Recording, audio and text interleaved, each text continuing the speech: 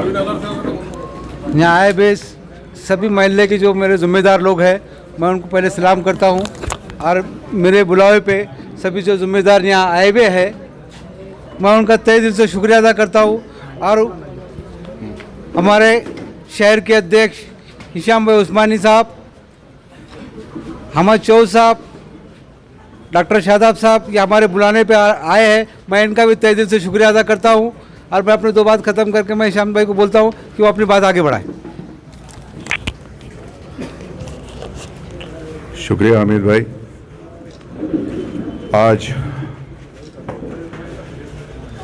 हामिद भाई के बुलावे पर यहाँ पर उपस्थित माजी नगर सेवक अज्जू पहलवान जी, मराठवाड़ा अल्पसंख्यक कांग्रेस के अध्यक्ष अहमद चाऊस जी, माजी नगर सेवक और सीनियर कांग्रेस नेता मुनाफ भाई, सेवादल कांग्रेस के शहर अध्यक्ष अल्ताफ पटेल जी, NSY महाराष्ट्र कांग्रेस के general secretary doctor Shadab Shaikh ji, Nizam भाई, मतीन भाई, हाजी साहब फैसल कुरैशी जी, मोइन हरसुरकर जी, और जिसके बुलावे पे हम यहाँ आए हैं सैयद हमीद जी, और सामने बैठे मोअज़्ज़िज़ साथियों। भाइयों, आप जानते हैं कि हमारे शहर में पिछले कुछ दिनों से एक सियासी मायूसी जो है वो छाने लगी है। युवाओं के पास काम नहीं है। आए दिन कोशिश की जाती है कि शहर का माहौल ख़राब हो। कांग्रेस पार्टी की तरफ से हमारा हमेशा ये प्रयास रहा है कि जो आम जनता है उसके भलाई की और उसके ज़िंदगी में कैसी खुशहाली लाई जाए, इसके प्रयास किए जाने चाहिए। किसी को धार्मिक कोई उसके सामने बातें करके वरगलाना, उकसाना, ये बहुत आसान है, लेकिन उसको रोज़गार देना, उसको उसकी ज़िंदगी में आगे बढ़ाना, सही राह बतलाना और उसके साथ कदम कदम पर खड़े रहना, ये मुश्किल बात है। ये देश जब आज़ाद हुआ तो अंग्रेज़ों ने यहाँ कोई भी चीज़ को ख़राब करने में कोई कसर नहीं छोड़ी थी। कांग्रेस पार्टी के हाथ में इस देश की बागडोर आई। हमारे देश के पहले प्रधानमंत्री नेहरू जी ने सुई से लेकर आज जो इसरो हमारे पास है, जो दुनिया में एक ताकत दिखाई जाती है, उसको बनाने का काम किया, उस सोच को आगे बढ़ाया। हरित क्रांति ये कांग्रेस लाई, किसानों के घर में खुशहाली आई। दलितों, अल्पसंख्यकों और मजदूरों के लिए जो भी योजनाएं आई वो कांग्रेस पार्टी की देन है। अगर हम अपने शहर की बात करें तो घाटी अस्पताल हो, कैंसर हॉस्पिटल हो, एयरपोर्ट हो, MIDC हो, हज हाउस हो और जैकवाड़ी का धरण हो, ये सारे जो हैं ये कांग्रेस पार्टी की देन है।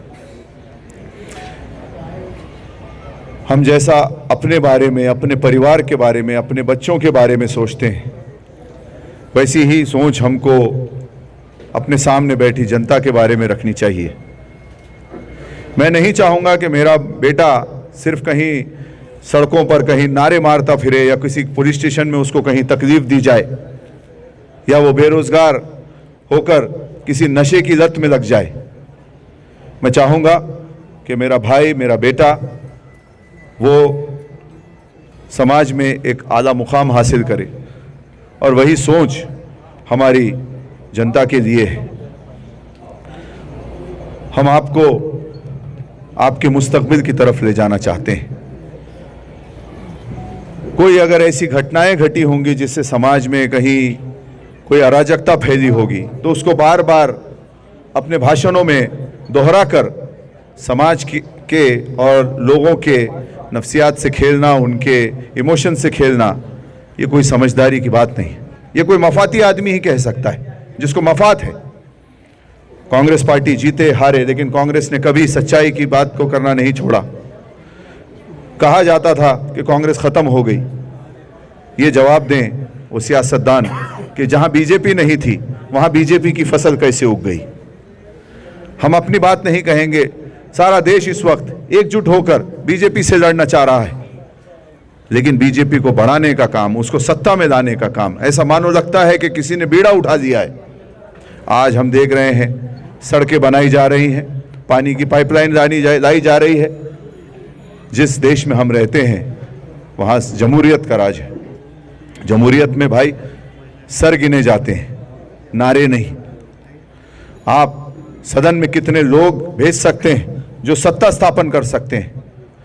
आज अगर आप पार्लियामेंट में देखें तो इतने साल कांग्रेस पार्टी की सत्ता रही, न कभी कोई लिंचिंग हुई, न कभी कोई अखलाक को मारा गया, न कभी कोई जुनैद को मारा गया।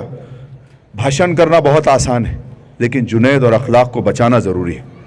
ऐसे कानून बनाए जा रहे हैं जिससे मुसलमानों को और दलितों को इस देश में दूसरे दर्जे का शहरी बनाया जाए। वो कानून को रोकने के लिए हमें अपने नुमाइंदे भेजने पड़ेंगे।